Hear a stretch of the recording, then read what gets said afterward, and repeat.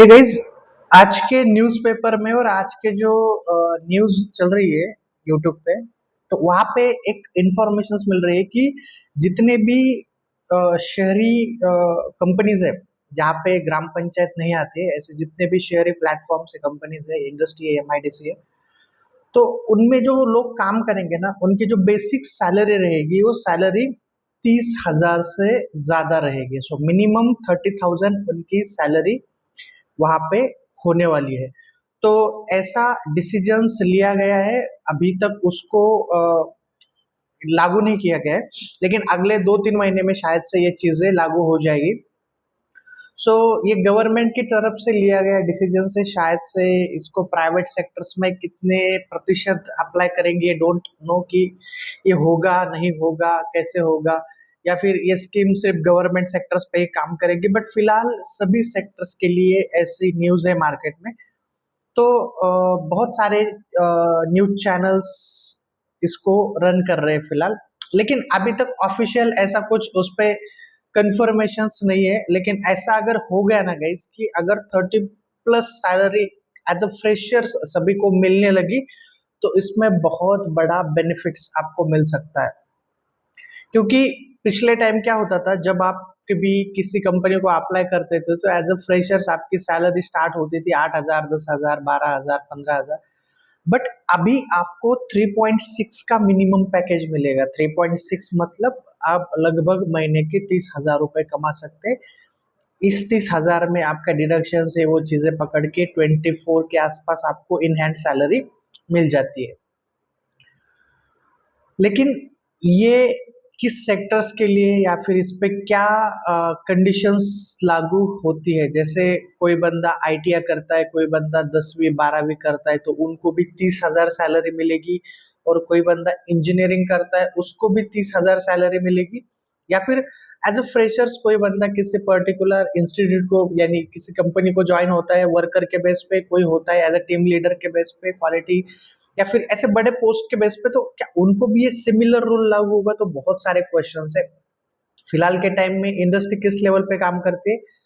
Quality के base पे काम करती है और एक्सपीरियंस के बेस पे काम करती है। जैसे प्रोफाइल हो उसके अकॉर्डिंग सैलरी मिलती है। बट अगर ये गवर्नमेंट का रूल ट्रूली इस्टेब्लिश हो गया और अगले 2 महीने में अगर ये हो गया, तो जितने भी प्राइवेट सेक्टर्स है, अगर ये उनको लागू हो गया तो आपकी सैलरी मिनिमम 30K तक हो सकती है। लेकिन ये कंफर्म नहीं है कि ये गवर्नमेंट या फिर प्राइवेट सेक्टर्स के लिए ही चलेगा। तो अगले 2 महीने में इसके बारे में आपको फुल्ली जानकारी मिल जाएगी। बट फिलहाल यही न्यूज चल रही है, सो मैंने सोचा कि ये चीजें आपके साथ शेयर करूं। बहुत सारे लोग हैं जो जॉब को अप्लाई कर रहे हैं एज अ फ्रेशर्स, जिनमें ग्रेजुएट ज्यादा करके टारगेटेड होते हैं मेरे, कि ग्रेजुएट्स लोग बहुत ज्यादा है। तो आपने इधर डिप्लोमा किया है, ग्रेजुएशंस किया है, डिग्री होल्डर्स है, और आप अभी एज अ फ्रेशर्स लेवल पे एंट्री करना चाहते हो, तो ये गुड न्यूज आपके लिए कि ये बहुत बड़ी बात है। बहुत सारे लोग स्ट्रगल करते हैं। 3.6 एक ज्यादा सैलरी नहीं है, लोग सोचते हैं बहुत सैलरी है, लेकिन ये ज्यादा सैलरी नहीं है उतनी भी। लेकिन एक अच्छा पैकेज है एज ए इनिशियल लेवल पे, क्योंकि पिछले कुछ सालों की जो वर्स्ट कंडीशंस है, वर्स्ट कंडीशंस मतलब लोग 8,000 10,000 पे 12-12 घंटे जो काम करते थे ना, सो उनको कंपेयर करके, या फिर आज के टाइम में भी कुछ ऐसी इंडस्ट्रीज है जिनको स्पेशली मैं ऐसे रिकमेंड करता हूँ, ऑटोमोबाइल और मैकेनिकल इंडस्ट्री है, जो कि वर्कर बेस पे लोगों को हायर करते हैं, और बहुत ज्यादा टाइम स्पेंड किया जाता है इस इंडस्ट्री में विद लोअर सैलरी, और लोग इसके साथ बहुत कुछ ऐसी चीजें है ना कि आप आपका 100% दे रहे हो उस इंडस्ट्री को, और फिर भी आपको वहां पे उसका बेनिफिट्स नहीं मिल रहा है। मेरे चैनल पे बहुत सारे कमेंट्स आते हैं।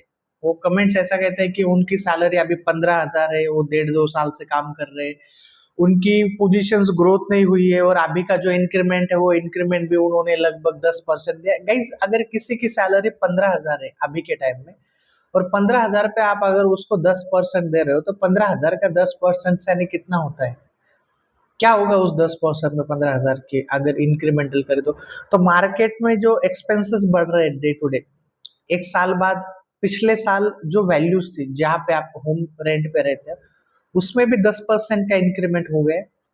हर एक चीज में 10% का इंक्रीमेंट हो रहा है, और उसके अकॉर्डिंग आपकी सैलरी भी अगर 10% से बढ़ रही है तो आप उसी लेवल पे, उसी स्टेज में, उसी पोजीशंस पे हो। मैं ये नहीं चाहता हूँ कि 10-15 हजार से सीधा 1.5-2 लाख सैलरी हो जाए आपकी, बट ये चीजें भी उतनी ही इम्पोर्टेंट है जितना कि ये चीजें मैं आपके साथ शेयर कर रहा हूँ। स्टार्टिंग सैलरी बहुत लोगों की कम होती है, और ये कोई प्रॉब्लम नहीं है। जब आपको टाइम मिलेगा, अच्छी पोजीशंस, ग्रोथ, कंपनी मिलेगी, सैलरी बढ़ जाएंगी, वो कोई रॉकेट साइंस नहीं है। बट बहुत सारे लोग होते हैं ना जो उस ट्रैप में फंस जाते हैं बहुत लंबे टाइम के लिए, 4 साल, 5 साल, 10 साल, 15 साल, 20 साल, और वहां से निकलना लगभग मुश्किल हो जाता है एक लेवल पे। तो ये चीजें ना हो, इसके लिए भी आपको प्रिकॉशंस लेने की बहुत जरूरत होती है। और कुछ चीजें जो गवर्नमेंट ले रहा है ना फिलहाल के टाइम में, वो अच्छी है, जिससे बेनिफिट हो सकता है। और जो इंडिया का बेसिक, हमारे पास 2-3 चीजें हैं। जैसे हमारे पास मैन पावर बहुत बड़ी है, और मैन पावर की वजह से कॉम्पिटिशन बढ़ा है।